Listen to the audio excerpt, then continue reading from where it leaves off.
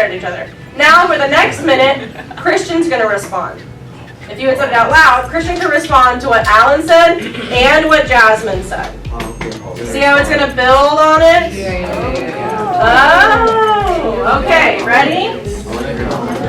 When Hale asked Elizabeth and John if they know the Ten Commandments, this is evidence of foreshadowing. What could this event be hinting toward? To make known if they are or if not they are part of witchcraft. To make known if they are. My name is Rachel Chambers. I teach English 2 and English 3 at Sapulpa High School. We have things like technology and smart boards and interactive medias and things like that that can benefit those students who don't do well with listening and writing, right? So it opens the door up for more big group discussion, small group discussion, individualized instruction. I can really kind of critique my lesson plans to kind of incorporate somebody who does well rather just answering a question verbally rather than writing it down on paper, or somebody whose handwriting is atrocious, but they can type really well and they have some really great things to say and they otherwise wouldn't have said it out loud in a big group or something like that. So it's a way to kind of blend, I guess, today's world with traditional techniques still at the same time. I have some really bright kids who have like a total fear of speaking in public or speaking in front of their peers or speaking to authority or anything like that. So for them, this blended learning technique that I've tried recently was like a verbal discussion as well as a virtual discussion. So we'll talk about these questions in small groups and in big groups, and I'll talk to, I'll call on students and things like that, but I know those kids who won't answer out loud. So they get to answer online. Their classmates will still see their answers and I can still see their answers. So I know they're participating and I know that they get it, but it isn't like, oh, Johnny didn't answer out loud today, so he gets a 0. Because he did answer and he did know it, but he didn't have to face his fears just quite yet. So I really want to put the technology in their hands, not necessarily in mine. So I want them to use their Chromebooks. I want them to interact online, right, or through their Chromebooks or through discussion and interact with me that way. So it's not so much of me running the class, but them running the class. And I think it's really important, and I think they learn better when they take control of their own learning. 1.75 inches cubed. Okay? So when we're talking about volume, there's 2 different ways to measure volume. The first way that we did it today was with a ruler. The other way that we're going to do it today is with a graduated cylinder. Like 5 or 4 or 3. So she's going to predict 3. It's going to go up to a 62 if we did 3. Maybe 5. You think 5? One marble might be 5 milliliters? If it was a big marble. If it's a big marble. I like the way you're thinking, Gracie. That's good. Pop in your marble one. My name is Trish Davis, and I teach science for special education and science for general education at Sapulpa Middle School.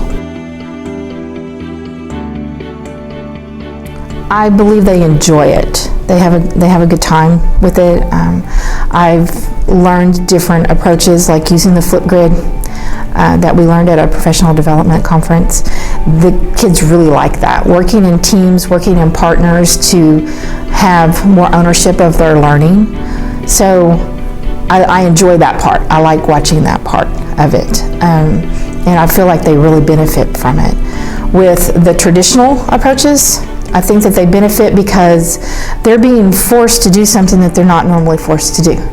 Sitting, listening, taking notes, processing through pen and paper is different for them, and it requires a different set of tools. But when you blend that all together, then I think it makes a more well-rounded student.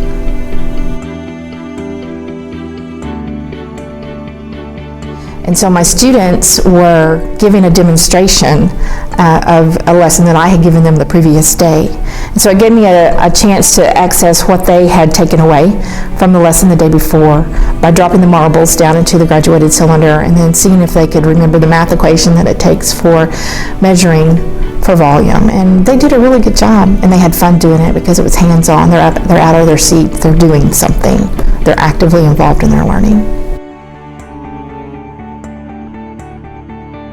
always just have to be ready on the fly to do something to compensate whenever the internet may not be available for us that day. But any challenges that I have had as a teacher, as long as I have worked in this building at Sepulveda Middle School, my coworkers have been able to help me with. If I can't solve it on my own, I have a team all the way around me, and they are my best resource. This should be the one right in the middle.